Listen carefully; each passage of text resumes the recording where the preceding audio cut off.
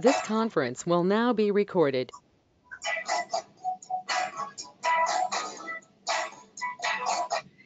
Hey everyone, well welcome to your Workday webinar. This is a great way to break up your week and break up your day and do some learning that is going to make you better for the workforce.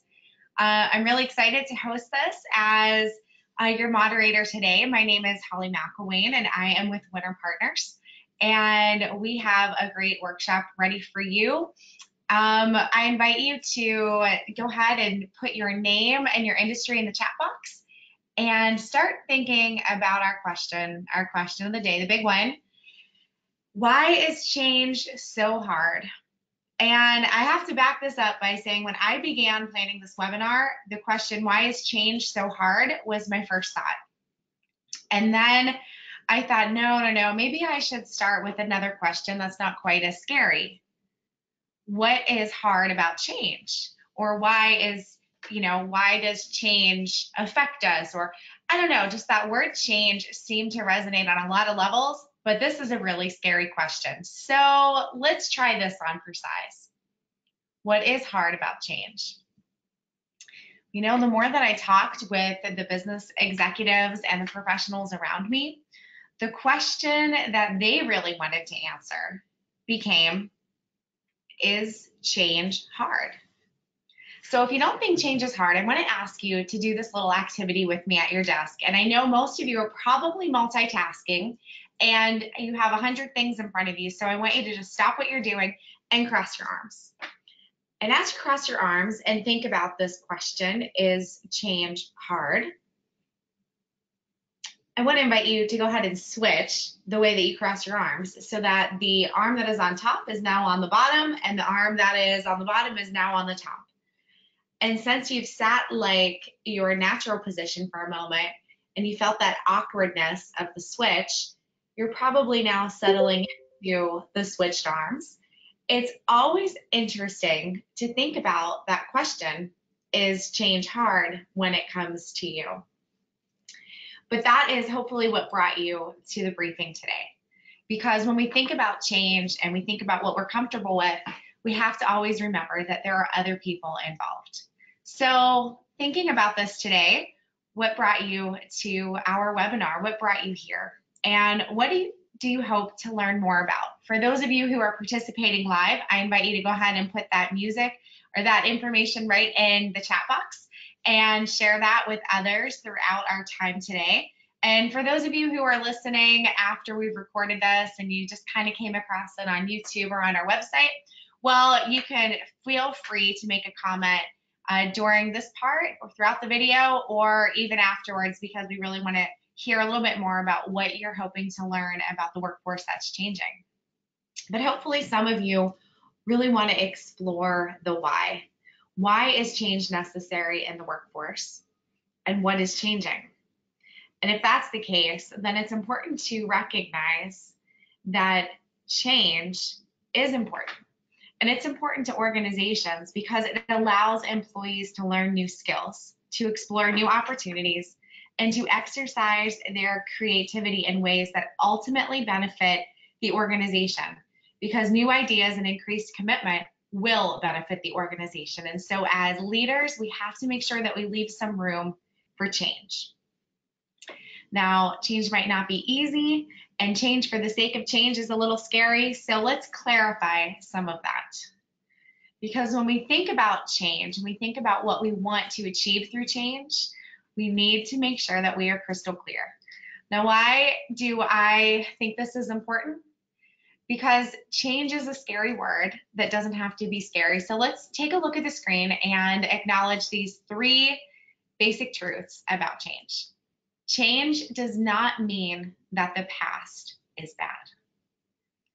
And when we get lost or nearsighted and forget that the past really led us to where we are today, we have to recognize that there's some honor and dignity there. So change does not mean that the past is bad.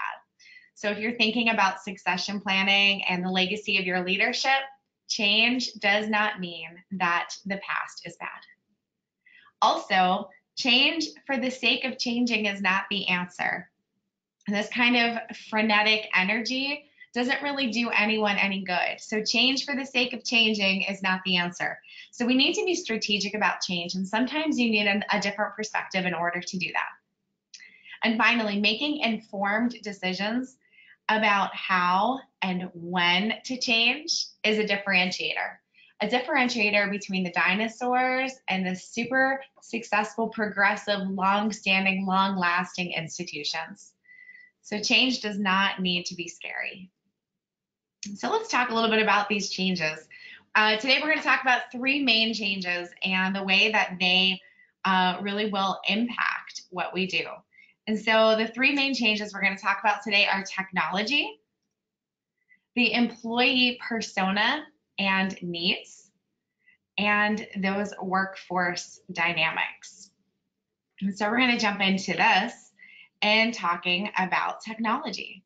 And just because this is a webinar happening at lunchtime that you read about on the internet, you probably feel pretty confident in your knowledge of technology, but let's be a little bit more specific about what we mean about the changing workforce in terms of technology.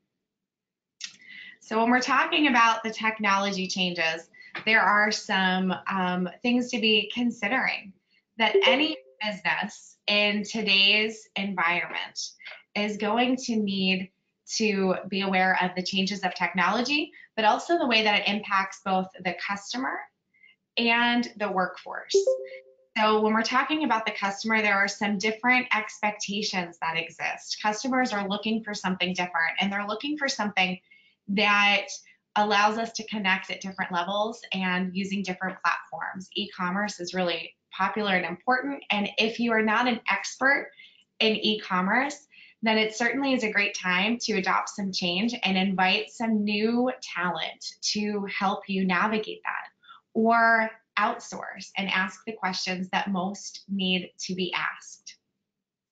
Another area of this technology change that has tremendously impacted us is the way that we communicate with each other, impacting the very way that we access information. For example, right now we're all connected, but this recording will be accessible 24/7 to others in other places and other times. So as our workforce is changing because of technology, with the advent of new technology and the managed expectations, let's talk about one of those massive managed expectations that, in my experience, has become a little bit challenging for some of the more traditional workplaces and professional leaders to adapt. And this is with the instant 24/7 access. And let's just talk about this in a few different ways. In one sense, globalism is allowing people from all over the world to work together, to do business together, and to be thought leaders together to solve problems creatively, which means we need to have different platforms available for people to connect. And we also need to adapt the way that we communicate in order to meet the person on the other side of the screen, on the other side of the phone, or on the other side of the table. Communication technology has helped us with that. But in my experience, I've seen more than a few executive leaders get a little bit nervous with some of the changes that have happened to the person as a result of this instant 24 access expectation and ability. What do I mean by that? Well, there's been some changes in the average workday. There's been changes in the way that the average worker is experiencing levels of stress and levels of activity and productivity. And this instant 24/7 access has very significant impact on the workforce. Most of you already know about the impact that it has on your consumer or your customer or your client, especially if you're doing business globally. So I don't think we need to spend a whole lot of time focusing on that, but I do think it's important to recognize that our clients expect to find information online. They expect to be able to examine our credibility and move to decisions faster. And that means that our websites, our social media presence, the way that we've engaged different bots on our websites to respond effectively at that 24/7 interval, it really matters to the consumer.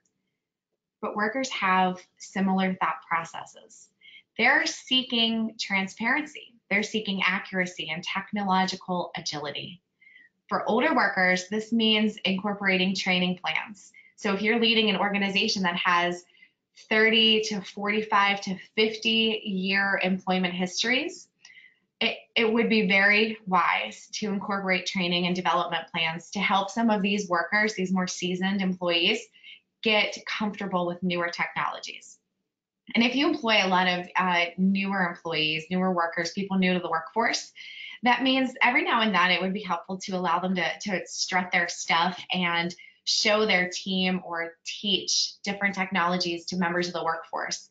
It's great for your team, it's great for employee engagement, and it's great for you as a leader to be able to start building alignments naturally. So executive leaders, get some people around you who you can trust to give you insights, to help you weed through the mix of the hottest new thing that's out there. Every tech issue, every tech challenge, it can be really overwhelming if you're not comfortable in that space. So get someone to help you figure out what you need to know, what you don't need to know, and really just start the process of developing your own plan for continued growth.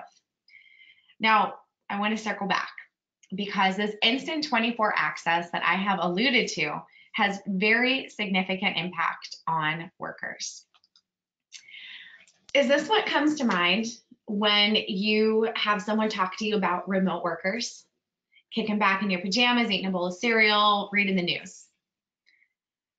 I've heard this is what comes to mind over and over again when I've had conversations with some organizational leaders, especially as we start to talk about the benefits of engaging a remote workforce or adding the 1 to 2 to 3 days a week of working from home for their employees.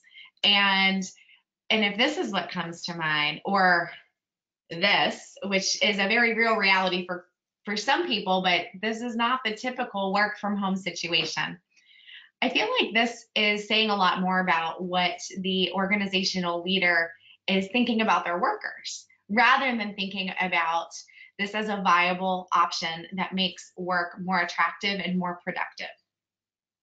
Because I want to share with you a very real image of what working from home looks like.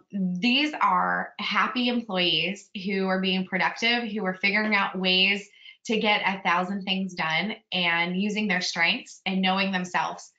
For some people, remote work is from a coffee shop or from their living room floor. For others, remote work is a way that they manage unexpected challenges like a daycare issue or a new baby. And sometimes a transportation challenge is solved by being creative and thoughtful about using technology. And this realistic version of what I've seen and experienced in research proves that when you allow someone to be responsible and be trusted to complete their work in a way that makes sense, you're going to get more out of them. And so think about this, the difference between the stress that comes from commute and parking and getting, 1,000 things done before you actually get to your desk. That can pose stress to some workers, and sometimes the distractions of the workplace, people popping over your cubicle and stopping in just to chat or throwing projects at you that haven't really been thought through, that can actually take away from productivity and cause workers to experience more frustration and disengagement. This is a really important thing to consider if you're part of a more traditional workforce and you're wondering about attracting talent that's creative and thoughtful. If you're thinking about why more and more of your employees are leaving and you're looking for ways to engage the right people in the right ways, or if you're downsizing in your office and you're looking for ways to keep people, but you just are curious about other ways to do it, perhaps finding the right people and allowing them to do a work from home or working remotely situation might help you to navigate some of that talent challenge. And it doesn't mean that people will be disconnected. And that's another important piece of the puzzle.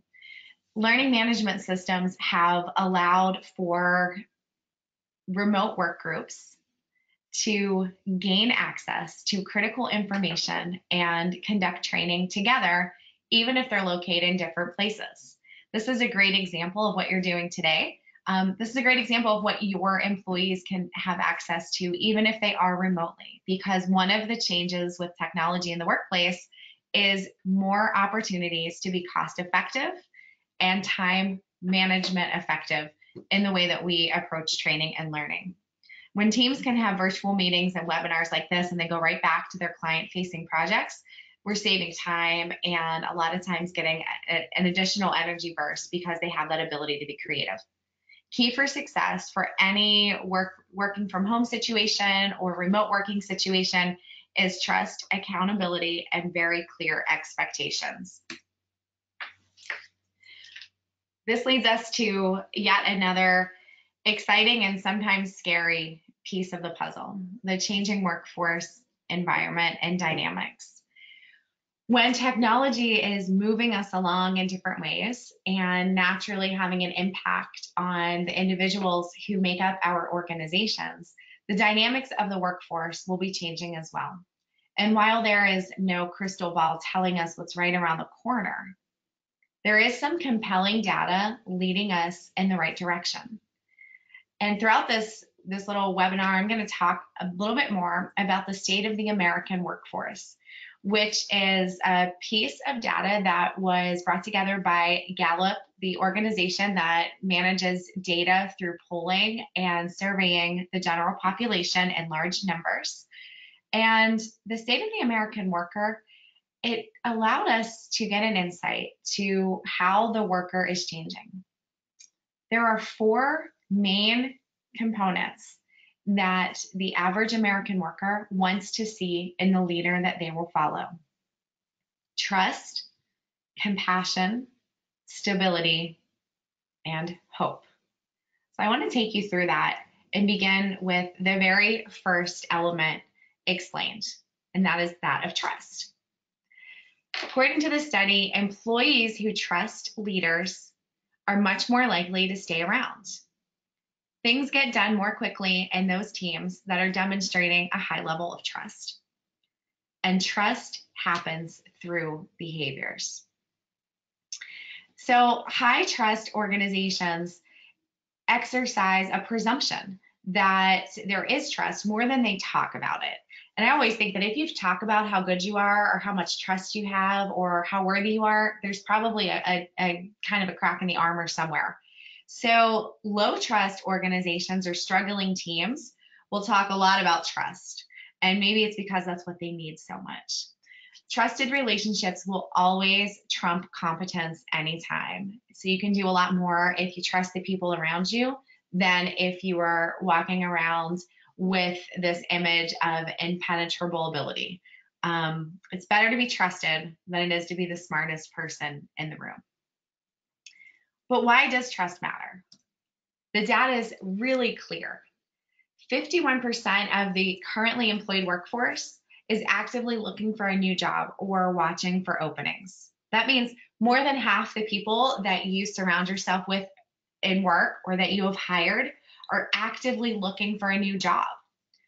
35% of the currently employed population report changing jobs within the past 3 years. I am absolutely in that population block. And if you look at this, that 91% of those who have made changes left their employer. So we're not talking about people being fired for underperformance. We're not talking about people being fired for downsizing. We're talking about 91% of people who have left their jobs have done so because they have found something better that better meets their needs. And this is a huge piece of information that impacts the workforce. And this is something to be aware of. And if you find yourself on the side of more people are leaving your organization than coming in, if you're having a difficulty in talent acquisition, you might want to look at the trust factor in your organization. And Gallup offers a Q12 assessment of your organizational staff that really provides some insight to how well trust holds up in your organization. It's so interesting when we think about those empty cubicles and how much investment in hard space is being wasted. And I just keep thinking about that when I think about organizations I've been with in the past. and how effective it was to migrate from everyone in the office from 8 to 4:30 to allowing some flexibility in the workplace, we actually grew in trust, and that was really amazing. So the second thing that the worker is looking for is compassion. And I don't want you to I don't want you to become frightened by this word in terms of a professional environment. I'm not talking about walking around and giving hugs to your employees. In fact, I think that's probably frowned upon by most HR professionals. So I want you to think more about compassion like this. People want leaders who care about them. It's simple, and for some leaders, it's really difficult. When Gallup polled 10,000 employees and they asked, what do great leaders contribute to your lives? They came up with words like caring, happiness, friendship, love. Yes, they even used the word love to describe the way that their leader would engage with them. And when I was a middle school teacher, I can tell you 100% that with middle schoolers, if you love them, they will follow you anywhere. And I've noticed in people I've managed and led over the years, the same theory holds true. If you love them, they'll follow you anywhere. Compassion is tremendously important in a leader. Secondly, you can learn to care about your people if you care enough to learn about them. So when 10 million people were asked whether their supervisor or someone at work cared about them, the ones who answered yes were the ones who were more engaged, who were more productive, and who were most likely to stick around. So the retention level was higher. And if you're someone who works off of a list and has a lot to achieve in a day, and you think, I don't have time to get to know my employees, I don't have time to care about them, keep this in mind, that you can create a behavior that allows you to learn to care about your people if you care enough to learn about them. So make a goal of learning one thing about one person in your office that you don't normally work with on a close basis every day, and see what kind of knowledge bank you can build that will help you grow in compassion towards the people who you are leading. So the final piece here is that compassion is demonstrated through behaviors. If trust is built through behaviors, compassion is demonstrated through behaviors. So, think about this. Leaders have to care, and the culture of the organization has to have a heart. But when that happens, employees will stay around. They'll do great things. They'll serve, and they will be engaging in trustful relationships, which is ultimately very healthy for your organization. This powerful quote came from Don Clifton. He's the founder of Clifton Strengths and was a very successful business executive and psychologist. And he said this, and I'd like for you to just listen to this with your head and maybe write down on a piece of paper some things in response to this that resonate as well. A leader needs to know his strengths as a carpenter knows his tools, or as a physician knows the instruments at her disposal. What great leaders have in common is that each truly knows his or her strength and can call on the right strength at the right time. Maybe this is starting to create a space for you to be thinking of opportunities. So maybe write down, if you're keeping notes or if you are multitasking, just pause the multitasking for a minute and write a note for yourself. Are there opportunities for you to better know your employees? Are there people that you work with that you don't know enough yet to build that trustful, and compassionate relationship? And then I invite you, not at this moment, but further on, as you continue to go back and think about these people and apply this to your work, what might their knowledge of their strengths do for your organization? Do you need fresh ideas? Do you need restored energy? Do you need to bring about more passion to get projects to completion? Knowing people and knowing their strengths and knowing how to leverage their strengths in a sincere way might be just what you needed. And maybe that's why you are here. I'll give you another moment to go ahead and take those notes so that when you do work your work plan, you'll be able to think a little bit more about this and think about the people who you need to know, who have untapped potential and untapped strength.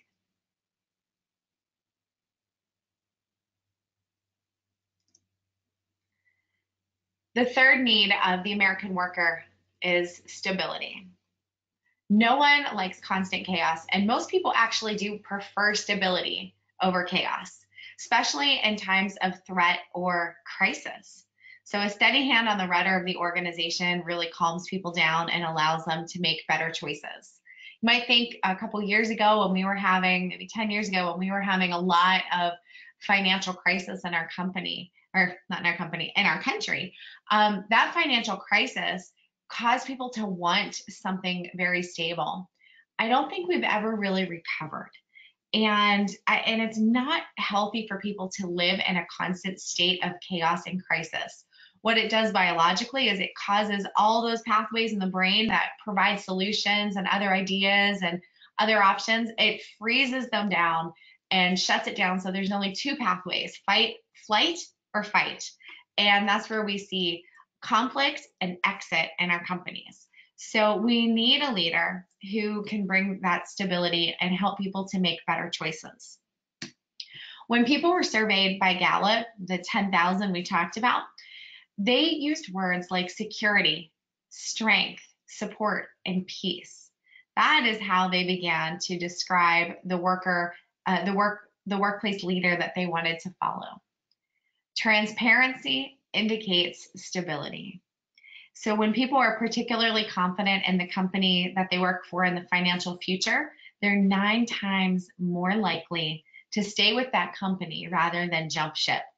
To ensure that there is financial stability, make the numbers open to everyone as it's appropriate, be transparent, help people on a regular basis align their goals with the company goals, and allow people to know where they stand frequently so that they too can adjust their behaviors in order to get to where they need to be. And finally, confidence in leadership is attractive. It makes people want to stay. And when you are a stable leader and you project stability to the people you lead, it does also attach itself to confidence, and people want to be around that. And hopefully it's that 91% of people who are looking for other places and finding new jobs. Hopefully we're recognizing that they're attracted to confidence and leadership, and they're walking away from something else. So let's really give some thought to that. So why does stability and performance excellence matter? Well, we already talked about the fact that employees were leaving their jobs for a lot of reasons. So here are some of them.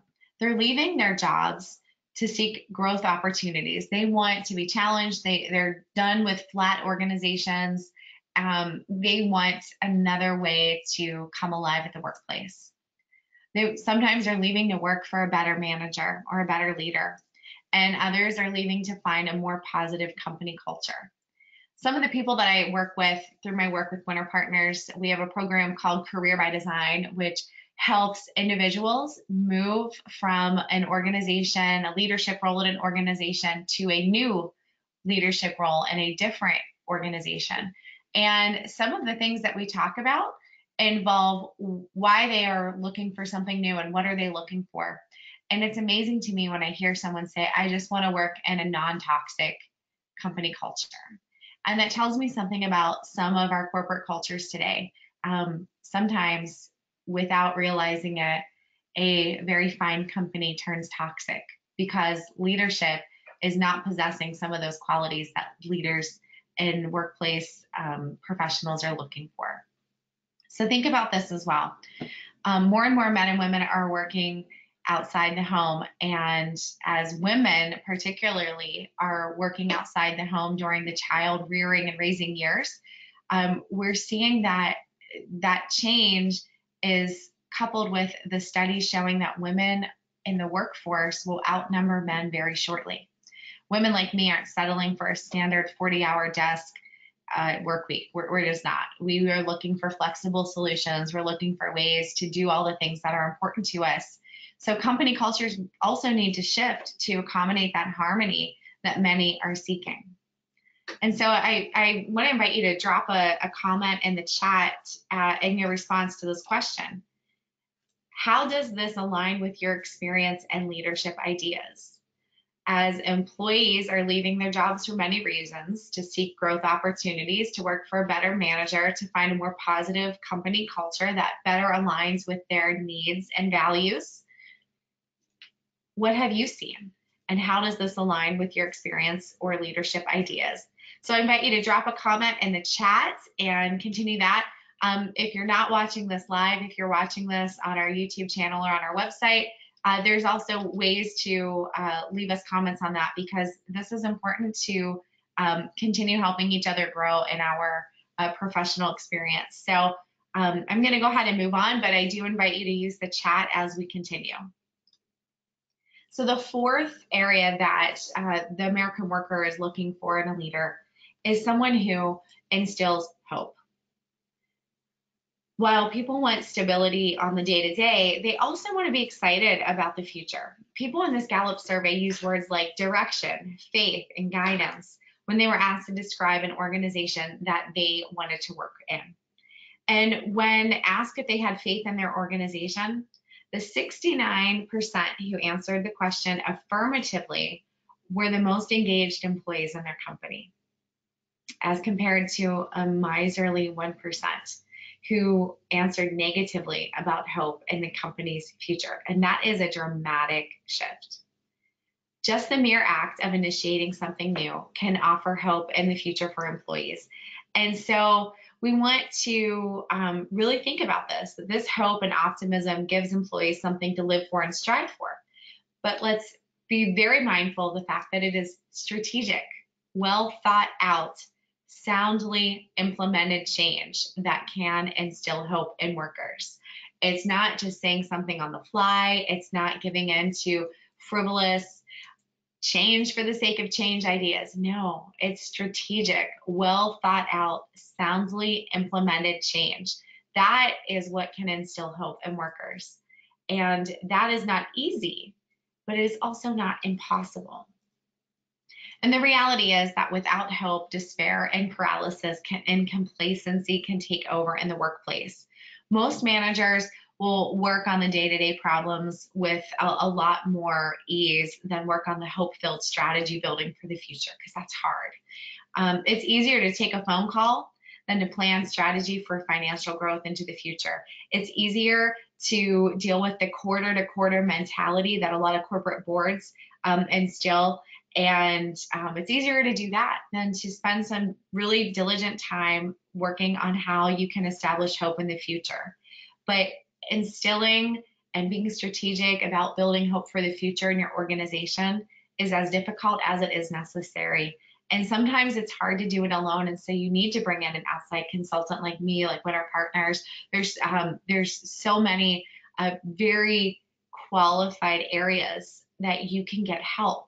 And if this is an area for you, then seek that help so that the people that you're leading do not get despairing. And so that leads me to, just a conversation on things that are changing even more. When we talk about where people are and in their workplace, the last thing that we want in a worker is this very blah, mediocre performance. We're not looking for a worker to come to the table and clock out at 4:30 and not be thinking at all about improvement and the value that they bring. We want people to exercise passion and professionalism, but we want to do so in a way that makes sense. We want people who are passionate about life to be part of our organizations because that is attractive. And we want people who can also have balance, maybe not this yoga move, but thinking very clearly about what your workers want. Do they want balance? Do they want passion? Do they want jeans Fridays? Do they want feel-good incentives? Do they want to work from home? What is it that they want? And is it something that makes sense to explore? And I can share a little bit about my journey, because this myth of the work-life balance was really frustrating to me. As a working parent, I felt like I was constantly taking from one of the boxes on the screen and putting it into another and keeping track and measuring it and feeling guilty when I had success in one area because it meant that I wasn't able to fulfill a need or a want in another area. When I was working the 40+ hour work week and doing the commute and doing the daycare drop and taking care of clients and taking care of my boss and taking care of my employees, I was constantly feeling like there were things I was missing. And truly the only way that I felt like I was doing anything that I was not guilty about was when I was driving from one place to the other. Because I worked my way up through the ranks of my organization at a relatively young age. So young that I didn't realize the more that I spoke up, I was creating more work for myself and a bit of a reputation of someone who would just try to do everything. I felt an incredible sense of loyalty, and I felt an incredible sense of value in my work. And so I worked harder and harder and harder. Unfortunately, I did not have a manager or a supervisor keeping an eye on that, telling me, you know what, you got to back down a little bit so that you don't burn out. And I got myself to a point where I was stretched to the max because I kept thinking that work-life balance was achievable. I need to tell you that it is not achievable. It is a myth that causes even more stress. And when we use the language of work-life balance, we're creating this idea that everything has to be equal. It's not possible to have equal 100% in every area. But what is possible is having a work-life harmony, having the things that you do at work, the way that you achieve goals at work, the way that you show up and perform at work, being in harmony with the things that are most important to you in life and the way that you actually are. When we have a work-life harmony, we have a greater success path. And this is so much more important and tangible than finding balance. This is something echoed in the state of the American worker. This is something that is echoed in all of the research that I did to prepare for this and all of the research that I've been doing to prepare for the work that I do in serving my clients. So finding the work-life harmony is important. It is tangible. It is possible. And our strengths have everything to do with it. And if you don't know where your strength lies, then it's time to step back and get a little bit of insight on that as well. Because truly our strengths have everything to do with the way that we are able to achieve this. And I love that we can tie our strengths into the outcomes that we're working on. So let's be very clear about what workers need and want. And I hope this helps you to kind of wrap your head around this in a very succinct way. So employees of the past and the way that most leaders and managers were trained were focused on a paycheck, satisfaction, their boss, pleasing their boss, the annual review, improving their weaknesses, and doing their job. But that's not the way of the future or right now. And that is the biggest change that I hope for organizational leaders to adopt is people will work harder for a purpose than a paycheck. People want someone to help them do what they were made for and not tell them what to do. People want to keep communication open and continue to grow. They do not want to wait until it's too late to change their course. People want to live and not feel strapped down to a desk or a telephone. This is how we stop the glorification of busy. This is how we get truly engaged employees. And if organizations aren't giving this to them, they're going to go somewhere else. 51% are actively looking. We're in a pretty tight job market as well. People can move if they want to. So what do we do? How do we make sense of it? Well, first of all, we answer the question, what keeps organizations from leveraging the talents of the individuals who work there? Pretty much this. Talent, and let me clarify two things, talent and strength. Talent refers to something we have or we are. Strength refers to something we develop or demonstrate. So we're born with talent, it comes naturally, but strength is something we invest in and it takes time and attention. When it comes to the gap for organizations, it's because most people are either unaware or unable to describe their own strengths, the things that we invest in to become better at, and they're unaware or unable to describe the strengths of others. When we look at the study of performance excellence, another one of the studies that takes a very large sampling of the population and seeks to understand who's doing the best, these are the things that came out of it. That when we focus on strengths development, it leads to excellence. That when there are areas of lesser development or lesser talent, that you can actually develop those areas into not strength, but you can have an awareness. And that awareness of those areas that you're just not very good at, those are great ways to be humble and rally around someone who has that particular strength.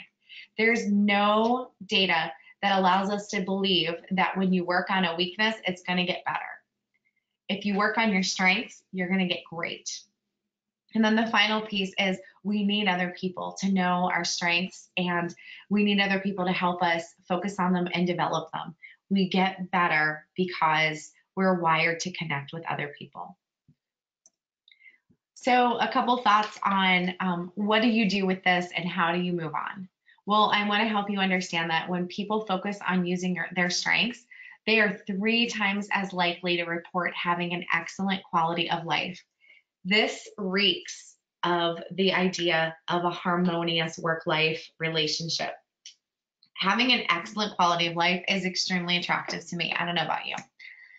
When people focus on using their strengths, they become 6 times as likely to be engaged in their jobs.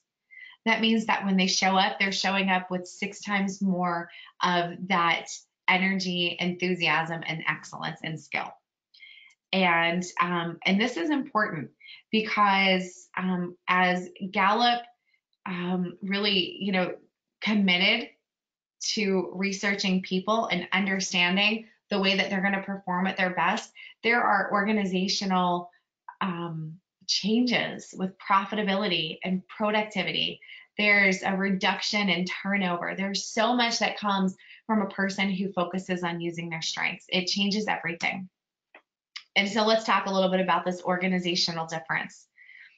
The key to personal development is to fully understand how to apply your greatest talents and strengths to your everyday life. Human nature and behavior has been studied by Gallup for over 75 years. And they've discovered this, that when people know their talents and have the opportunity to use them in the workplace, they're 3 times, we talked about this, 3 times more likely to have that excellent quality of life. We see a 7 to 8% greater level of productivity when a person understands their strengths and understands how that connects with the work that they're doing. As an organizational leader, you can absolutely help your team and your employees make this connection. When people are truly committed to and focused on improvement, organizations will change. They're going to have 12.5% greater productivity when a team is using their strengths to facilitate conversations and project planning. That means that we don't do the same thing we've always done, that we look for new ways to do it and get live feedback on how we're doing and what we can adjust. When teams use their strengths in project management or in regular feedback sessions, there 10 to almost 20% increase in sales. And that's a huge number. What would your organization do with a 10 to 20% increase in sales revenue? When teams engage their strengths and have regular feedback about it, they see that there is a 9 to 15% increase in engaged employees. Do you know what happens at that point? Trust goes through the roof. People are having more conversations about what they need to be doing and not about what's broken. And that's amazing. So, what do we take for granted here? Well, one of the things that we take for granted is our talents. And if we take it for granted, then we're not going to be developing them. So many people are not fully aware of their talents. It's really easy to start to understand your strengths and your talents through Clifton Strengths and StrengthsFinder. Happy to help you with that. That's one of the services that Winter Partners offers, is we take people through the Clifton Strengths, either their top 5 or their full 34. help them debrief on each of those strengths and how they use them, and then really understand the way that that can be applied to the work goals or your work responsibilities. And when people take this step, the results are amazing because you understand the tool that you have in your tool belt a lot better. My question for you, and you can drop this right into the chat box, is what is one thing that you can do to demonstrate openness to a changing workforce? And I encourage you to make, other comments in this chat. I'll leave the chat open for a little while until about 1 o'clock so that you can continue the conversation. But the reality is that we all can be demonstrating openness to a changing workforce. There's little pieces of our own professional and personal development that can absolutely impact the way that we show up for our coworkers, our colleagues, or the people we lead. And the changing workforce doesn't have to be scary, and it doesn't have to be a problem. In fact, it can be the best opportunity for your organization to take a big step in moving into the place that we all really need to be, which is a more productive, engaged, harmonious workforce. So we're wrapping up the content part, but I do want to tell you that there are opportunities for you in your organization. Perhaps something we talked about today resonated and you'd like to talk a little bit more about what your organization can do with this information. So we're offering a 90-minute consultation for your organization. If you'd like to take us up on the offer, you can contact me after the webinar. This would include an organizational assessment on a number of different levels, as well as a strategy review in which, if you already have a strategy, hopefully you do, for your organization, we'll give you an opportunity to sit down with some of the experts from Winter Partners and talk a little bit about what this means and how to move it forward in alignment with the changing workforce. We'll do an onboarding evaluation and help to ensure that your new hires are sticking and see if there's any adjustments that need to be made based on the changing workforce.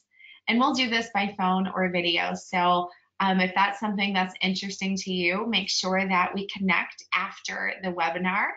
And perhaps you're an executive leader, organizational leader, who wants to really understand this for yourself and experience the difference that a harmonious and trustworthy, stable, compassion-filled, hopeful people leader will bring to an organization. And so I'd offer you an executive coaching session with a member of my team or myself, which includes the individual assessment, the full 34 strengths from the Strengths Finder, tools to help you debrief and understand how to apply this to your professional and personal goals, and discussion around or the development of your leadership style.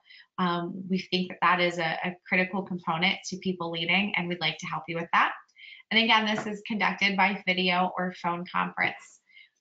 We are definitely excited about the changing workforce, and as an organization that redefines the routine search world every day and helps organizational leaders make their next steps very intentionally. We're grateful that you spent some time developing yourself and learning, and I thank you for the comments on the chat. And I do have a couple of minutes for anyone who has a question, and so I'm gonna open up the line if someone would like to speak up.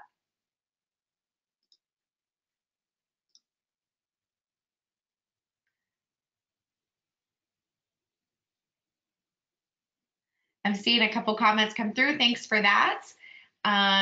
If you do have a question you'd like to ask, we can certainly stay on. Our work time is just about time to pick back up. So thanks for being part of this today, and I look forward to serving you more. Visit us on social media, Winter Partners. We're on every single platform you can imagine, and happy to be with you. Thanks everyone for participating.